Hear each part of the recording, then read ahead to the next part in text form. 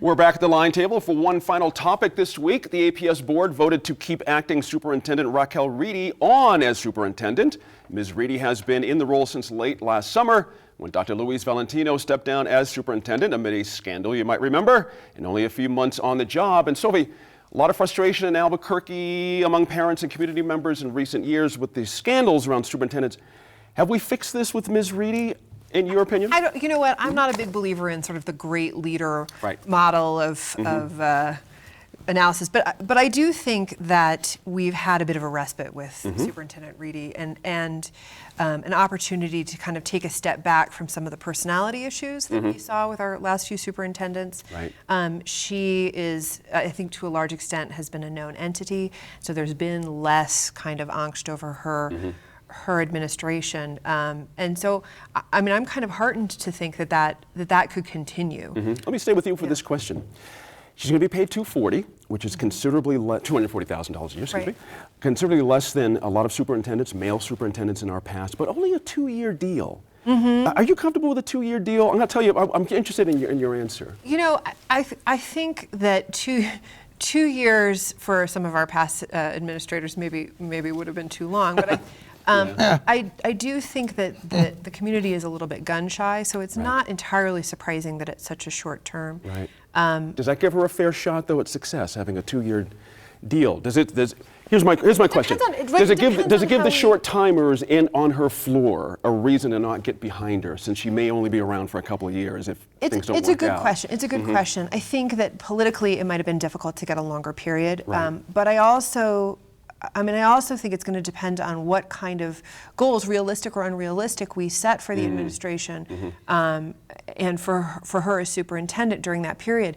Do we, as you sort of suggested, do we expect her to turn things around in 2 years? I hope not, but I would expect to see progress, and that in 2 years, she and her administrator should be able to say, we've done this, we've done this, we've done this. We're heading in the right direction with these things.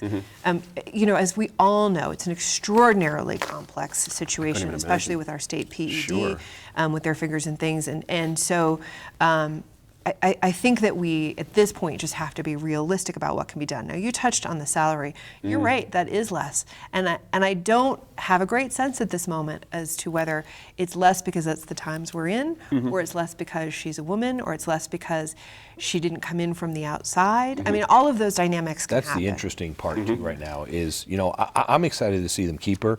I think it's exciting to see them keep her because I think for years, it's not just APS, it's the state. We seem to think the answer to solve our problems is always from someone outside of New Mexico.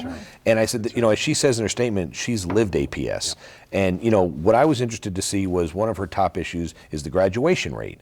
And what better person to figure out a fix of the graduation rate than someone that understands what's the ills of the district that's taught in the elementary and the junior high. At a granular level, like right there. Far better than saying, you know, well, this was our problem in Indianapolis, and I'm going to bring that fix. Because, listen, I'm going to tell you, whether we want to admit it or not, we have a lot of different cultures and people and a different philosophy in New Mexico than a lot of surrounding states, good and bad. And I think seeing that the school board have the wisdom, I think, to say, we're going to stick with someone local.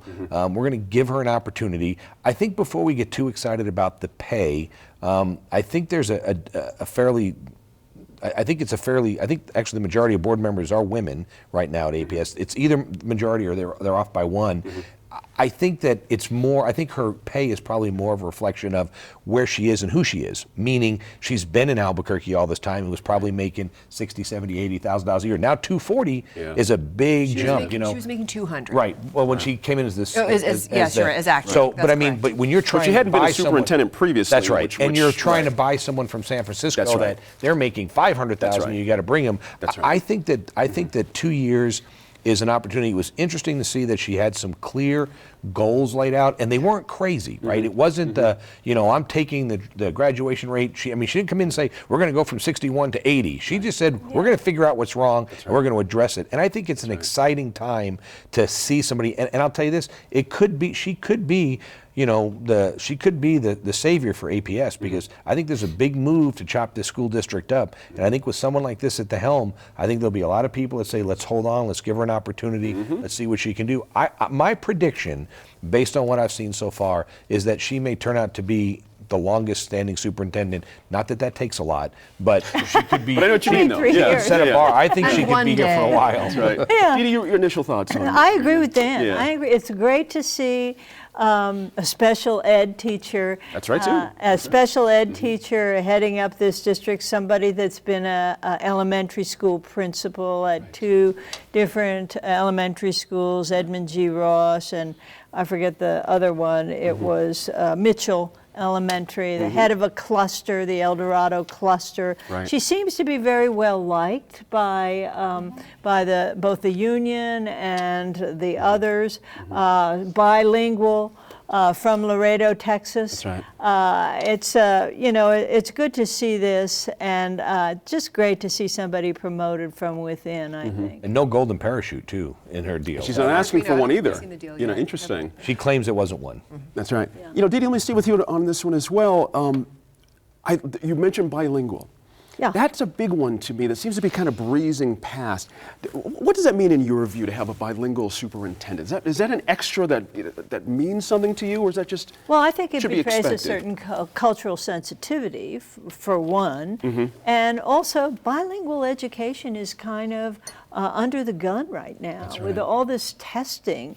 I remember one of the principals of an elementary school, again, in my district, said, I had to cut out bilingual education because I don't have enough time for all the tests. Wow. And this was in Old Town, one of the traditional areas of New Mexico. So, I think she's sensitive to those issues, and I think that's. And she seems to be a good listener. I think that's what I'm picking up on the reporting is she will go into the teeth of a situation, sit there, listen, find out something, and not try to walk in with an answer. She made a comment that I think was very important too in the I think it's the Journal article where she says it's not just the students, it's the families that also need support. So I think Yes. she gets the whole scenario Community. facing The community. APS and the schools and the children and the demographics of the people that are here. Glad you I think put she's that the in. right person at the right time. There you go. That's all the time we have. Thank you all for being here. I'm Gene Grant. Thanks for joining us this week for New Mexico in Focus. As always, we appreciate your time and effort to stay informed and engaged, and we'll see you next week in Focus.